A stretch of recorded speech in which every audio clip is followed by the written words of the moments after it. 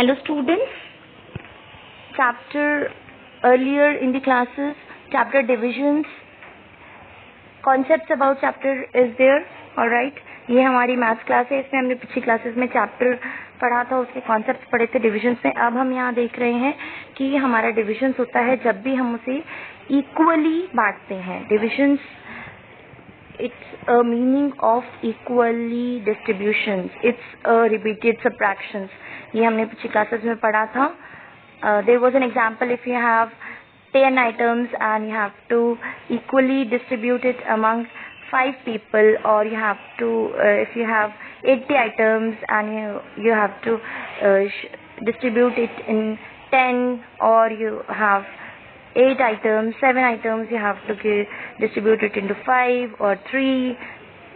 The questions are there in the earlier classes. It was clearly mentioned in the classes that what is the meaning and why division is equal distribution. Alright, and here is the example for you. ये हमारी maths class में example है. Distributions का मतलब होता है कि जब भी हम चीज़ें बांटते हैं, मैंने आपको बताया था कि आपके पास 10 आइटम्स है और आपके पास 5 में बांटना है, या 80 आइटम्स है आपके पास 10 में बांटना है, तो किस तरीके से हम उसे बांटते हैं ताकि वो सबके पास बराबर आए, तो वो हमारे हो जाते हैं डिविजन्स. अब यहाँ पे आप देखिए, यहाँ पे बहुत सारी आप दिख रहे हैं आइसक्रीम्स दिख रही हैं आपको, राइट. इसी में देखिए आपके पास 12 है, 12 आपके पास है और उसको आपको 3 में बांटना है. ऑलराइट, यानी कि आपके पास ये देखिए, ये दिख रहे हैं आपको स्टैंड्स दिख रहे हैं, तो ये कप्स जो हैं आपके पास 12 है और इसको आपको बांटना है 3 में, तो आपको 3 जगह पे रखना है. तो आप किस तरीके से रखेंगे? ऑलराइट, आप 12 को 3 जगह पे रखने के लिए आपको 12 को 3 से ही डिवाइड आपका होगा. ऑलराइट, यानी आपका 12 जब 3 से डिवाइड होगा आपको पता चल जाएगा कि कितनी उसमें कितने आएंगे. एक ट्रे में ट्रेज है बहुत सारी वहाँ पे, उसमें हर ट्रेज में आपको कप्स रखनी है और आपके 12 कप्स हैं. ऑलराइट, और आपके पास बस 3 ट्रेज है, तो हर ट्रेज में कितनी कप आएंगे ये आपको यहाँ बताना है. अब आप ये देखिए, यहाँ पे क्या किया इन्होंने, यहाँ पे पहले इन्होंने ये लिखा कि पूरे हैं कितने हमारे कप्स, तो ये है 12 cups. And how many trays? 3 trays. So you will be dividing 12 by 3. The answer is you can clearly understand the concept. ये देखिए, आपको हमेशा डिविजन कैसे होता है, जिससे डिवाइड करना है, यानी जो टोटल आइटम्स हैं वो अंदर रहेंगे, ठीक है, और जिससे डिवाइड हो रहा है यानी कितने आपको हैं, कितनी जगह डिवाइड आपको करना है, वो बाहर रहेगा. और ऐसे आप सिंबल बनाएंगे और उससे फिर टेबल पढ़ेंगे. जब आपने टेबल पढ़ा 3 का और कितने पे 12 आया आपको समझ जाना चाहिए, और फिर वही आपका यहाँ आंसर हो जाएगा. ठीक है, इस तरीके से आपको करना है. देखिए अगला क्वेश्चन देखिए, आपको बता रही हूँ.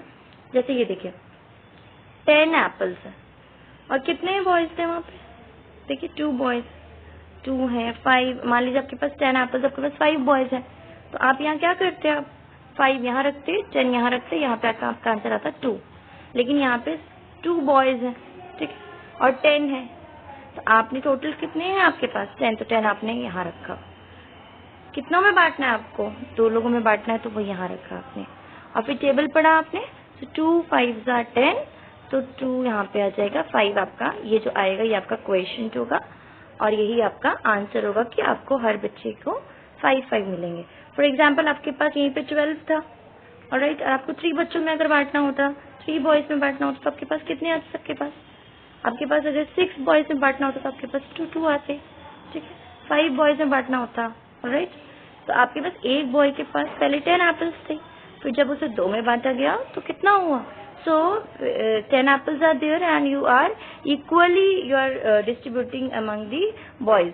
So total जितना भी होता है वो आपका अंदर आता है ब्रैकेट में और ये सिंबल में, और जितने से आपको करना होता है, जितने में बांटना होता है वो बाहर आता है.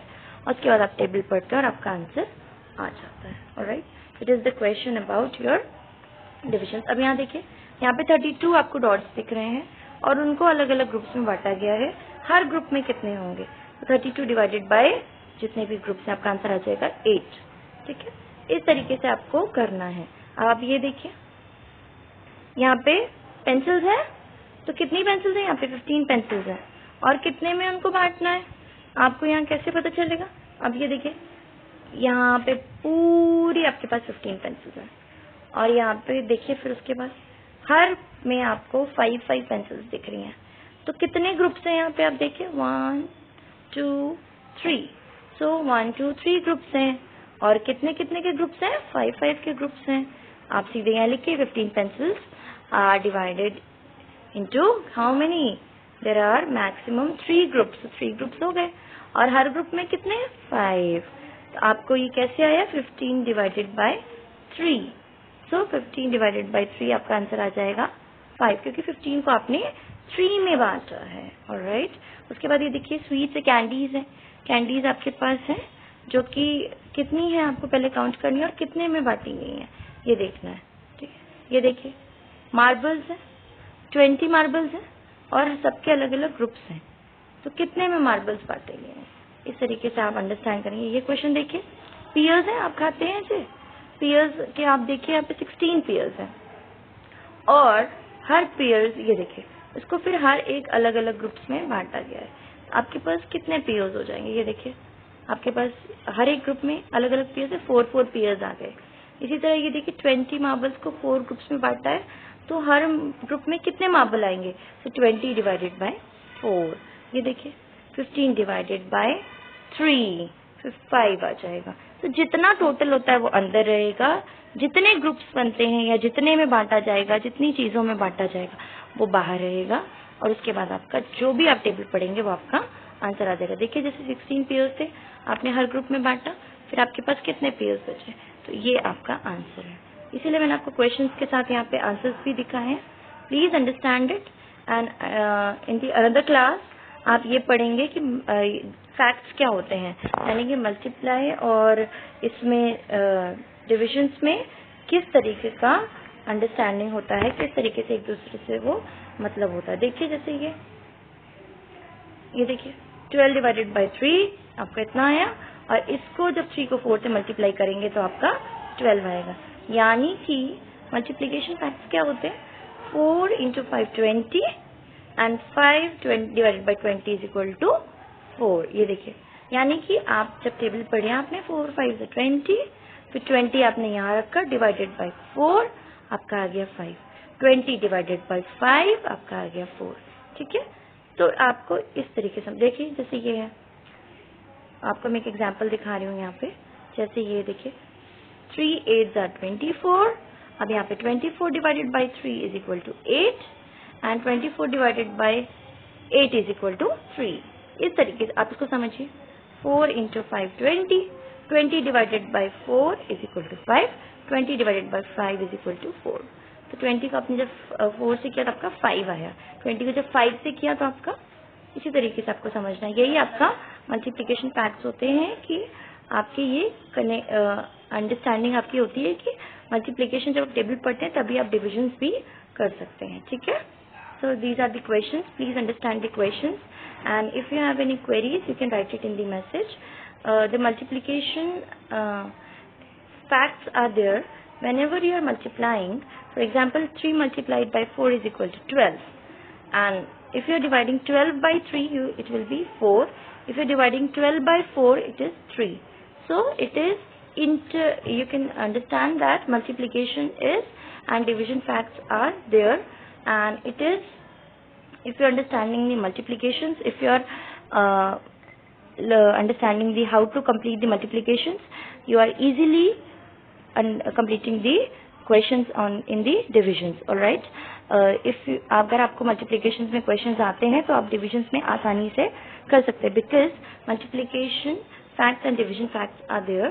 You can understand it clearly in the chapter, and in the other classes you will be completing the questions in the divisions and the activities in the chapter. all right, so if you have any confusions in these questions, please message, I'll answer your queries. Please message if you have any queries in the chapter. Thank you.